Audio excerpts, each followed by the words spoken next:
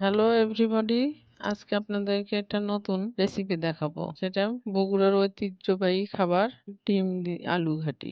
আজকে আপনার আগে থেকে আমি ডিম সেদ্ধ করে রেখেছিলাম, সেটা ভেজে নেব। তারপরে ভেজে নেওয়ার পর একটু হলুদ দিয়ে ভেজে নেব, তাহলে দেখতে হলুদ অনেক সুন্দর দেখাবে। ডিমগুলো ভাজা হয়ে গেলে আমরা এটা নামিয়ে নেব।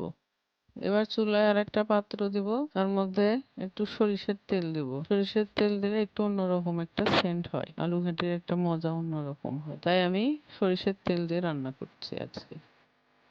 এরপরে এর মধ্যে একটু মশলা দেব, যেমন দারচিনি, এলাচ, লবঙ্গ, একটু জিরা। মশলা কিছুক্ষণ ভেজে নেব। এর মধ্যে দেব একটু পেঁয়াজ কুচি, তারপর দেব কাঁচামরিচ। এরপরে এটা আমরা 2 মিনিটের মতো ভেজে নেব। তারপর এর মধ্যে একে একে হলুদ গুঁড়ো, মরিচ গুঁড়ো এবং স্বাদ মতো লবণ দিয়ে কিছুক্ষণ কষিয়ে নেব। তারপর এর মধ্যে আগে থেকেই সেদ্ধ করে রাখা আলু ম্যাশ করে রেখেছি, সেটা ঢেলে দেব। এরপরে এর মধ্যে সামান্য পরিমাণে পানি দিয়ে কষিয়ে নেব।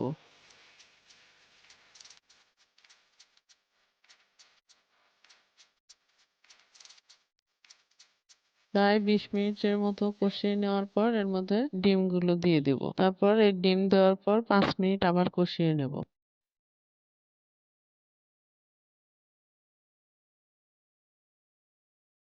5 মিনিট কষানোর পর আবার একটু পানি দিব। তারপর কিছুক্ষণ রান্না করার পর ধনে কুচি দিয়ে নামিয়ে নেব।